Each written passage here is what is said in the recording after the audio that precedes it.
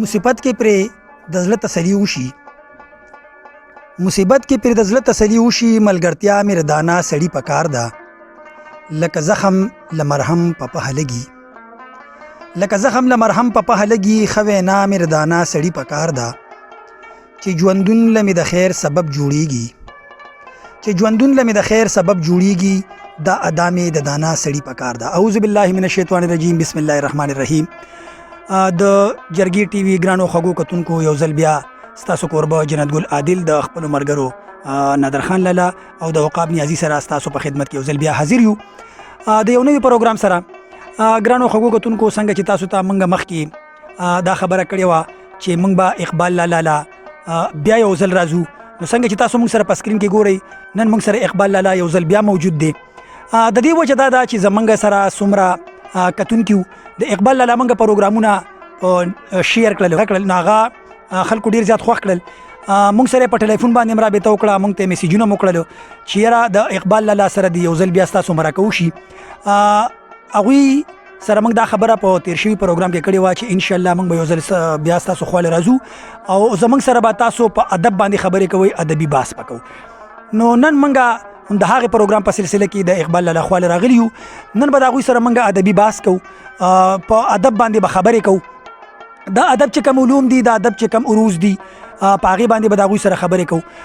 زه به یو دوه خبرې د اقبال لالا متعلق وکړم چې څنګه تاسو ته پته را چې دا زمونږ د ادب هغه ستوري دي چې په دې باندې د پښتو اډانه ده، په دې خلکو باندې د پښتو له اوږه ورکړې ده او دې خلکو او دې مقام ته رسېدلي څنګه دي. دې مقام ته په دې وجه باندې رسېدلي دي چې دې خلکو ډېرې زیاتې کړمې کړي دي، د پښتو ژبې ډېر زیات خدمت کړی دی، پښتو ژبې له وخت ورکړی دی، د پښتو ژبې سټډي کړې ده، نو دې مقام ته رسېدلي دي. نن چې تاسو د اقبال لالا د جګه شمله ګورئ الحمدلله، نو دا هم د دغې ثمرات دي چې دوی ته دغه شمله چې ده نو دا په یو ښځې کې په سر شوې ده او دا ورته هسې نه ده په سر شوې، دا ورته د ادب خدمت کې په سر شوې ده.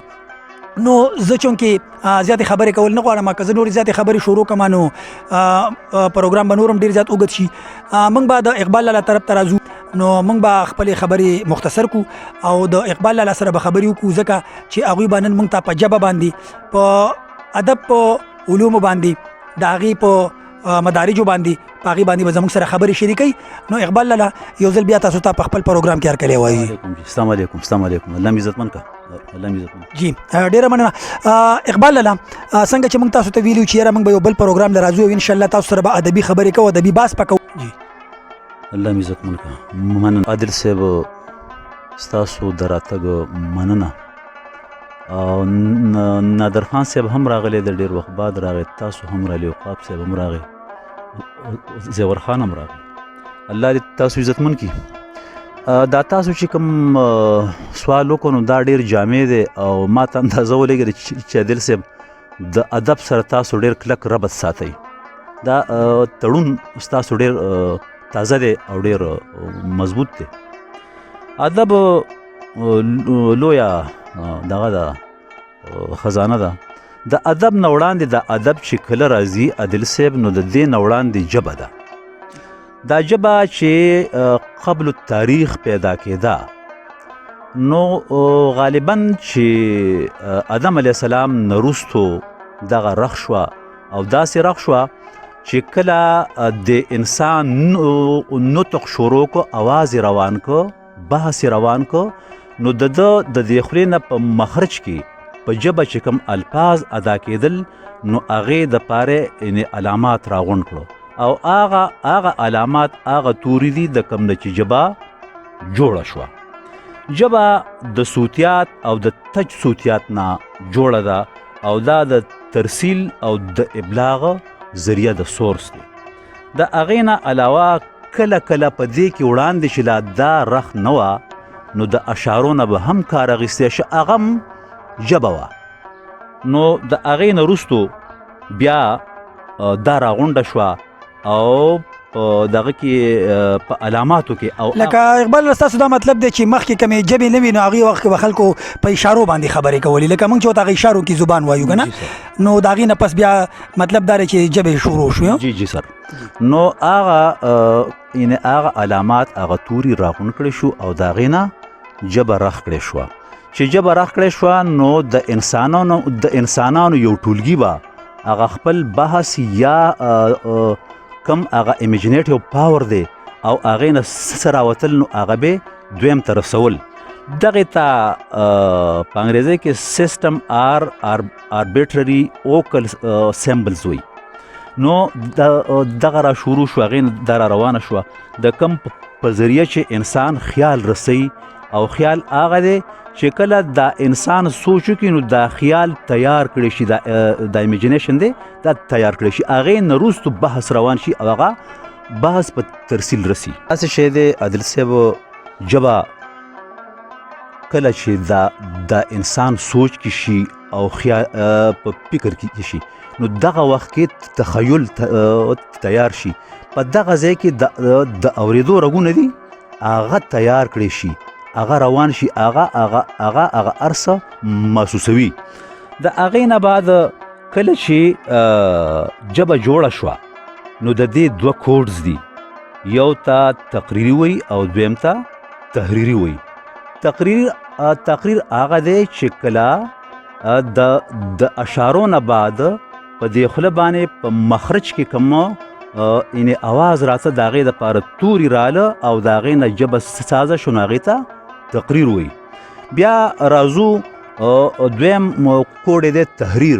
نو تحریر هغه دی چې دا ژبه راواخلي او پن ته وسپاري او په کاغذ یې راولي نو هغې ته تحریر وایي. دغه وخت چې کله دا انسان په سوچ کې شي نو د نروس سیستم بیدار شي او د اورېدو ته جوړ وي. د ژبې تاریخونه یا راغونډول دا ډیر دي، ژبې ډیرې دي، خو کومه ژبه کې چې زمونږ بابا آدم علیه السلام راغلی دی نو په سوریانۍ کې راغلی دی، خو هغه ته فطرتي دا ټول زده وي، که پښتو وه، که سوریاني وه، که عبراني وه، که عربي وه، که انګریزي وه، که ګورمکي وه، که هندي وه، که هغه هر څه و. لکه ستاسو دا مطلب دی چې آدم علیه ژبو باندې عبور حاصل شو. دا یو ښه معلومات دي. دا هله حاصل شو چې کله د دا خاوره په رنګونو کې راټوله شوه او بیا په دې کې اوبه ور واچولې شوې او دې جوړ شو. د هغې نه چې کوم د اوبو څاڅکي بهر وشو نو هغې نه یاجوج ماجوج جوړ شو، هغه وروستو د هغه بیا راوځي. نو 40 سال بعد دی راپاڅېده او بیا پې خدای پاک امتحان وکړو، په هغه امتحان کې کامیاب شو. د هغې وجوهات دا و چې فرشتو ورته وویلې چې را ته الله دغه د انسان را پیدا کړي او راولي او دا به دا کوي یا به هغه کوي. نو خدای پاک په امتحان وکړو، په هغه امتحان کې بیا آدم علیه السلام پاس شو. او ادم په سوریانۍ کې وایي د خاورو رنګ ته. نو آدم علیه السلام سره دا ټول علوم وو او دا هغه وجوهات دي چې دا علوم موږ ته را منتقل شو. اوس راځو د ژبې تاریخي ارتقا. د ژبې تاریخي ارتقا د دې سټډي ته وایي تاریخ لسانیات، چې څوک د ژبې په تاریخ باندې رڼا اچوي یا دا ګوري. خو زه یو دغه بیا راځي چې اورې که عادل صاحب دا تحقیق دی او تحقیق به د تخلیق نه وراوړې بلا مبالغه دی. نو دغه ځای کې چې کله تحقیق کې او بلا مبالغه شي نو دغه ځای کې تاسو ته اجت راځي د پن تحقیق. کله چې د پن تحقیق اجت راغی نو په دغه ځای کې یو فارموله ده، هغه زیږونو کې هغې ته وایي روایت پلس درایت بټه جر و تعدیل مساوي صحیح تواریخ. نو دغه راشي نو چې دا انسان د ژبې په ارتقایي تاریخ باندې سوچ وکړي او دی وړاندې ځي او دا پن تحقیق په دغه راولي استعمال راولي نو دغه ځای کې صحیح تواریخ راشي. نو دې ته وایي تاریخي لسانیات. اوس راځو کله چې د یو خاندان اوس جی دغه کومه که پارسي ده که عربي ده که دغه ده که اردو ده او که انګریزي ده نو دا په خاندان کې یو دي. هغه حروف چې کوم دی کې دي نو هغه التم شته سبای سبا نه خوشته دی نو چې دغه منګه راوالو او دغه مقابله کو نو هغې ته وایي کمپیریټیو پیلالوجي سټډي اپ کمپیریټیو پیلالوجي. نو دا داسې وشو چې په خاندان کې په لینګویسټیک کې دغه لینګویجز راله او د هغې تقابلي جاج واخیستی شو نو هغې ته وایي کمپیریټیو پیلالوجي. اوس راځو کله چې د دوو مختلفو خاندانونو د ژبو تجزیه وشي یا په هغې باندې تحقیق وشي د مقابلې نو هغې ته وایي ټایپالوجي.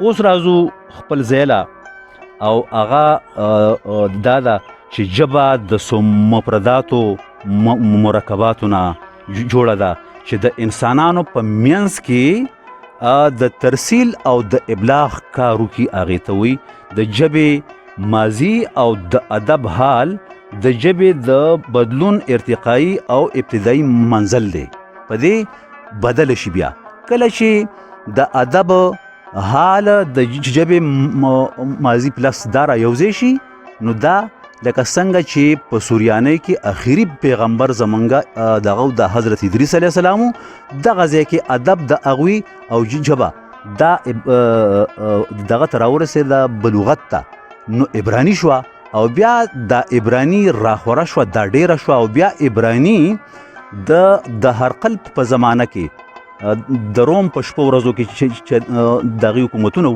نو دا رايوځای شوه او دغه سره عربۍ سره نو د هغې ادب پوخ شو. هغې کې هم ډېر الفاظ و په دې کې هم هغه رايوځای شو نو ادب یې پوخ شو.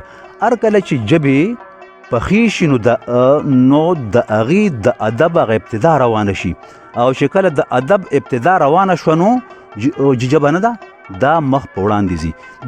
دې ځای کې به جي ما ته یو دغه رايادېږي د انګلینډ دغه چې وګورم تاریخ د دې تاریخ ما په 84 کې لیکلی دی دغه د انګریزي ادب په دغه کې مې ټرانسلیټ کړی دی په دې اردو کې.